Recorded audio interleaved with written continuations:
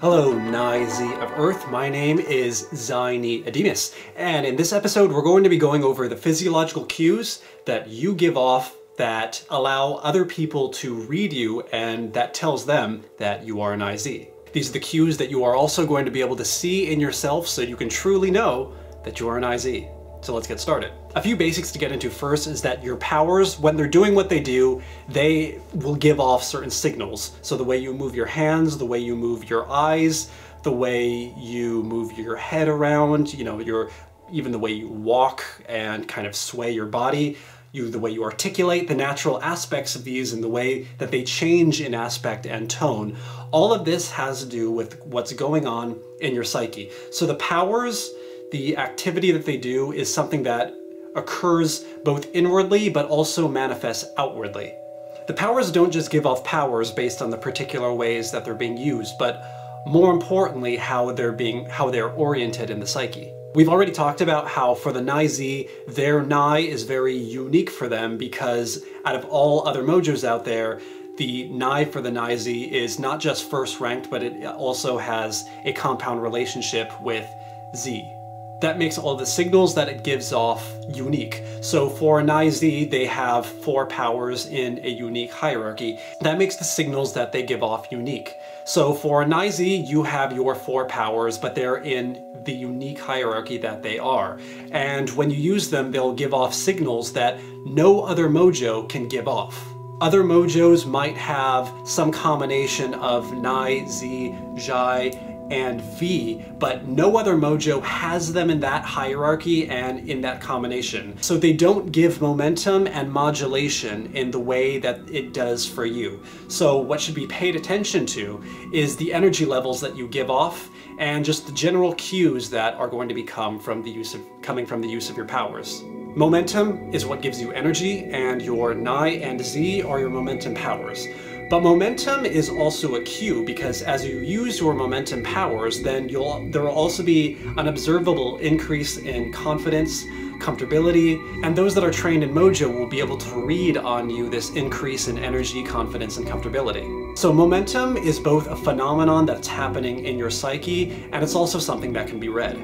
The same thing is true with modulation. You will often hear us use the terms natural state and altered state. And one thing you'll often hear as we go over these cues is that with powers that are momentum, you'll hear them referred to as natural state because some cues are cues that any mojo can do, but they will look the way that they do because of that mojo's design.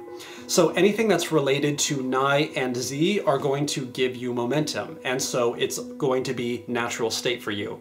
Anything that has to do with your Jai and V are going to be modulation because your Jai and V are modulation powers, which means they are going to reduce or curb your energy. So maneuvers that are based on either of those powers will have an altered state quality to them. So momentum is natural state, modulation is altered state. Okay, now to get into some of your cues. Your source or first ranked power is Ni. Because you are a Ni mojo, this means you are going to have cunning eyes, the cunning eyes of a Ni mojo. And you will see that when your eyes drift to the left, when you do left head tilts, or when you narrow your eyes, then it will accentuate that cunning signal that the Ni mojos have.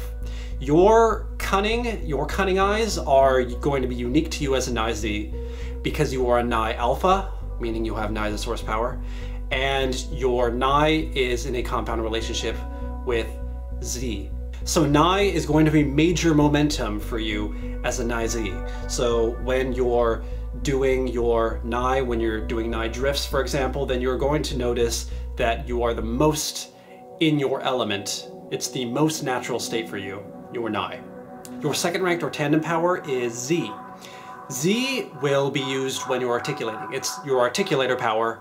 So anytime you articulate, anytime you jut your head forward, or when you're doing active listening, then this is you doing Z. It's going to come with a cue called anvil, which is the forward neutralizing of the face that comes with Z. And your Z for you is going to be unique in a number of ways because it is Minor momentum, so it is in your element to do this. Your Z is natural state for you.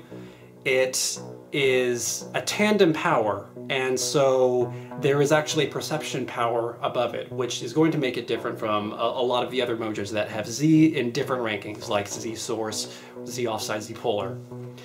In addition to that, it's also Z that is in a relationship with a compound relationship with Ni. So it's Z that is below Ni. Your third ranked or offside power is your Zhai, and you're going to note the use of your Zhai when your eyes disengage and drift to the right, or right head tilts, right shrugs, right grimaces, right rictuses as well. All of those are kind of cues that come with the use of Zhai. Zhai also gives you an aware mouth, meaning your expression is simply just a reflection of your warming, your resonating, but it's unaware. It's unaware of social dynamics. It doesn't have the social awareness that Zhi has. So when you're doing Zhai expressions, then this is actually you resonating and not you actually targeting your values-based power in such a way to kind of move them, like it would be for Zhi. Zhi has aware expression, but you don't, you have unaware expression. And Zhai also has unaware voice.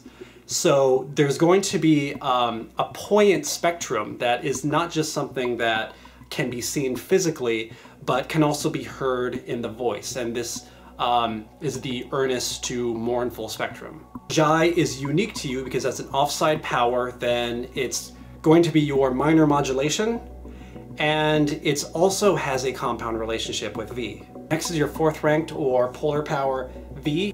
You can note the use of your V when your eyes perk up, when your carriage lifts, or when your brow lifts. For you, V is your major modulation. So this is going to be unique in the sense that it's the most altered state for you out of all of your powers. And your V also is in a compound relationship with your Zhai. Now let's start getting into second gear cues. Second gear cues refer to the energy fields, which, if you remember, we talked about energy fields in the human design episode. As a Nai Z, you are a directive mojo, and your directive energy will show physically in the way that you gesture. Now, in gesturing, there are two schools of gesturing. Let's talk about those. There's yang gesturing and there's yin gesturing. Yang gesturing, you could generally think of as being palms facing outward, so they have more of a director, conductor-like kind of moving around sort of movement, or directing kind of movement. They're more forward, pushing outward into common space. And it is more yang to have what's called the power arc in the wrists. Yin gesturing, on the other hand, is palms facing inward and closer to personal space. It's a more fluid, collaborative kind of gesturing, so it has more circular, side-to-side kinds of movements, showing the backs of the hands and with less tensioning than yang gesturing. Now, in yang gesturing and yin gesturing, there is also natural state and altered state, meaning we can have either natural state yang gesturing or altered state yang gesturing, or natural state yin gesturing or altered state yin gesturing. As a Nai Z, you have natural state yang gesturing and altered state yin gesturing. So when you do yang gesturing, it's going to look in your element. The rigidity is going to be natural rigidity. It's going to be moving into uncommon space. It's going to be comfortable moving into uncommon space. It's going to be comfortable doing hard percussive movements that don't naturally recoil in the way that an adaptive's kind of gesturing natively tends to. So this is why your yang gesturing is native state. And your yin gesturing is going to be altered state. So even when you're doing yin gesturing, it is still going to have a certain yang-like rigidity to it. It's going to oftentimes it'll be yin gesturing, but sometimes yin gesturing that's like further away from personal space. So things like this you'll notice in the gesturing. When you use your Nai and your Z, then there's going to be a tendency for that to come with the use of Yang gesturing, as these are directive powers. And when you use your Zhai and your V, then there's going to be a tendency for this to come with Yin gesturing at the same time. Now, these powers that you have in the rank that you have them is going to give a unique energy to the way that you do both Yang and Yin gesturing, because only a Nai Z has momentum Nai with Z in that order. So their kind of Yang and Yin gesturing is going to be unique to them. And so their unique form of gesturing is called cool wizard hands. And so the cool wizard hands of the Nai Z, this is how their hands always look. This combines both Yang and Yin gesturing together. And it's unique to the Nai Z because it's caused by the fact that you have source Nai over Z, which causes with the momentum in your gesturing, and you have Zhai over V as your modulation powers. So that's causing the modulation in your gesturing. So this unique configuration gives the unique energy in the way that you gesture, and that is cool wizard gesturing. As a directive mojo, you're also going to have natural boundary setting.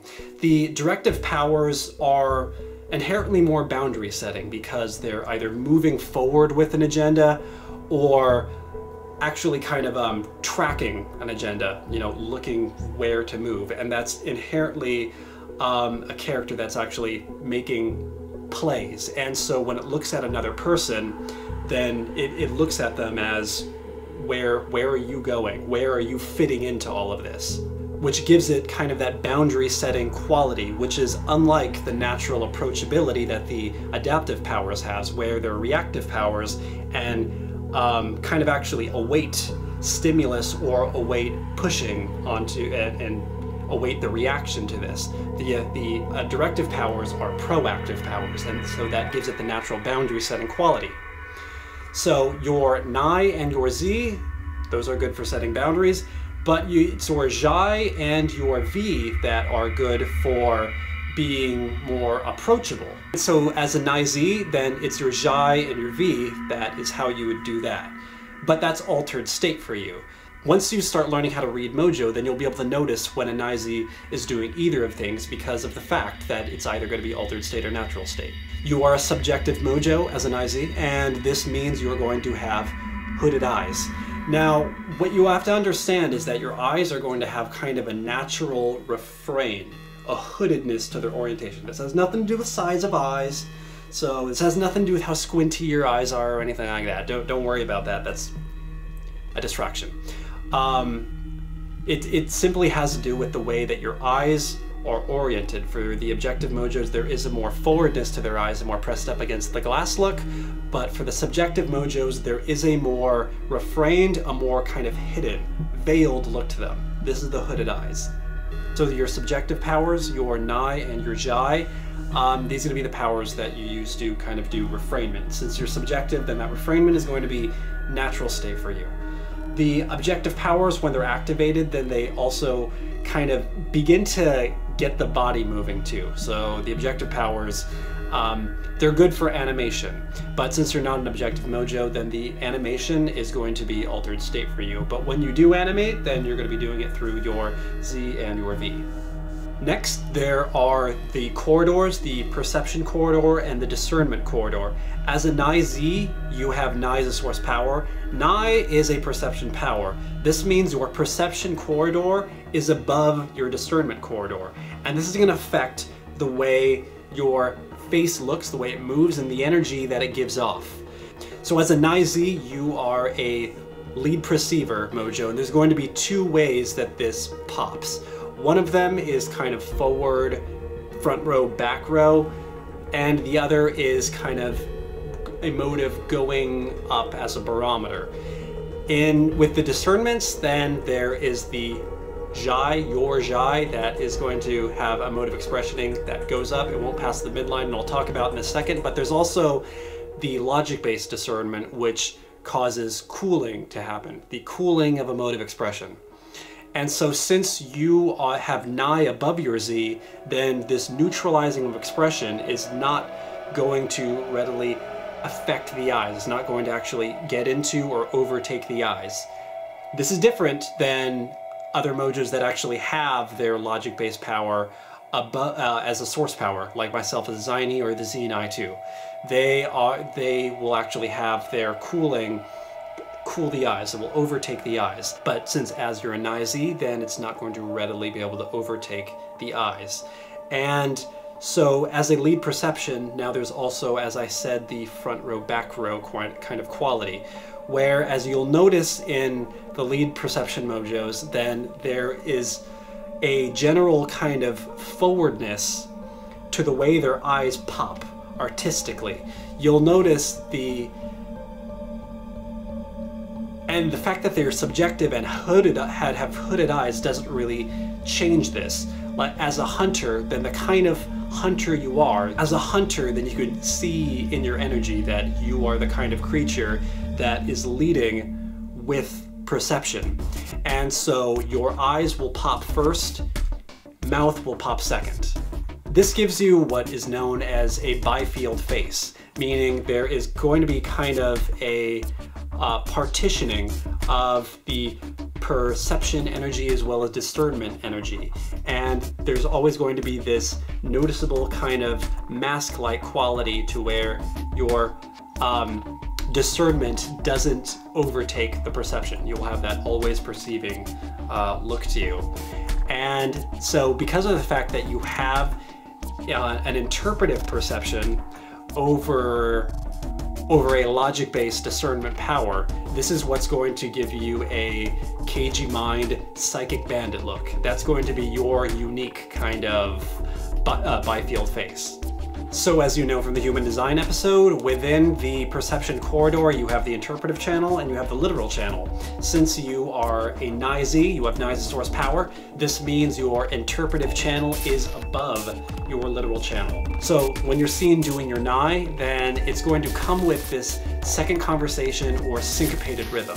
Now, the amped quality of your V will cause the syncopated rhythm to take a dip. It'll curb the syncopated energy.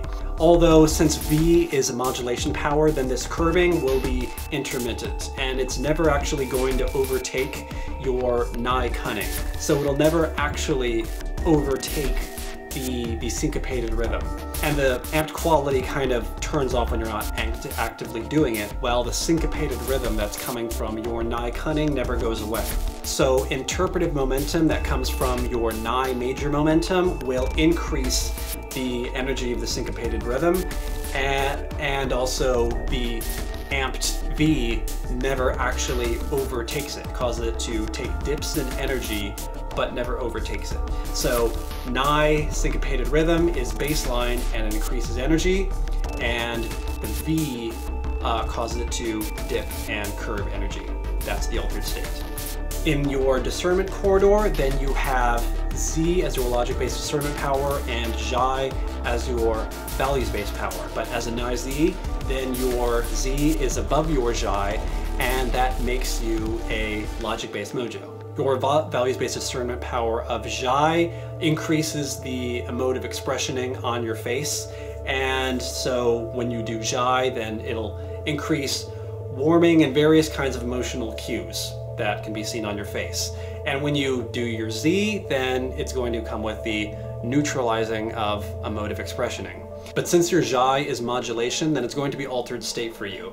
And it's not going to be as naturally comfortable, and there's always going to be kind of an inherent desire to cool your face. The warming that's coming from your Zhai is also not going to be able to readily pass the midline of your face, the midline which is right here.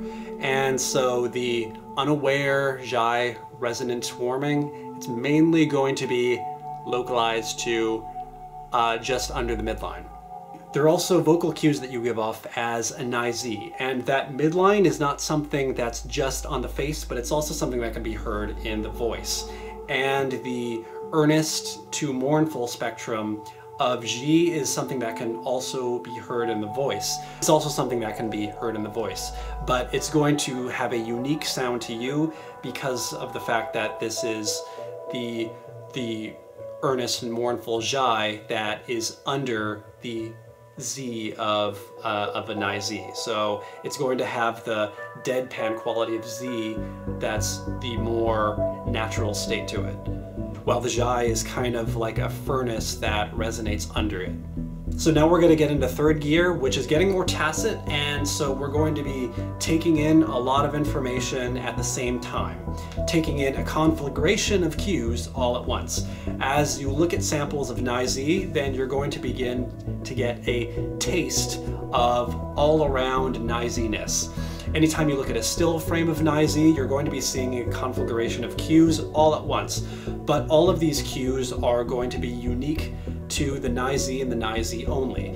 And over time, you're going to be getting used to seeing this specific configuration only. You won't necessarily need to look at what their eyes are doing or what their gesturing are doing in that kind of sequence. You'll be able to just look at them, you'll just take them in all at once and be like, that's a Nai Z, as the totality of all of their cues jump out to you. So all of the cues that we went over in first gear and second gear are combined into third gear, but there's also the aspect of all of it that comes from the momentum powers Nai and Z. Nai gives off the distinct signal of dissatisfaction, and that's a signal that you're going to be giving off all of the time. It's a question of how much of that signal is infused with the bracing of Z, and how much of those signals are being modulated by the buoyancy and amped of your Jai and V. A good way to start seeing distinct signals is to look at a lot of other Nai Z, and you'll start to see that even though all of them might be very different from you in a lot of ways, having different riffs, game styles, they will actually have the same cues that you do. So just keep drinking in a lot of different kinds of mojos of your own kind, and you'll be able to learn more about how your own soul is designed. A useful way to go about that is to compare and contrast your mojos to similar mojos, which for you as a Nai Z would be the Nai Ji and the Z Nai. As you see cues that are similar to your own but not quite the same, it'll help you distinguish your own energy from others. From there, you can also take still pictures of mojos that you're studying and then build them up into a collage book. It's going to be very rewarding to yourself to have a book full of pictures of your mojo, and you can see your mojo doing all kinds of cool things, and you can see the vast range of yourself. And you can begin to really geek out on how cool you are. You are a very magnificent creature and a part of a species that has these in them. And as you study the Nai Z, you'll start to see that the tribe was built to have these truth hunters, and without them, we would all be lost. You are super important, and when you start to see that the Nai Z in general are super important to the human species, then you can start to see yourself as an individual Nai Z as being a part of that epic importance, which you are. So know yourself, grow yourself, save the world.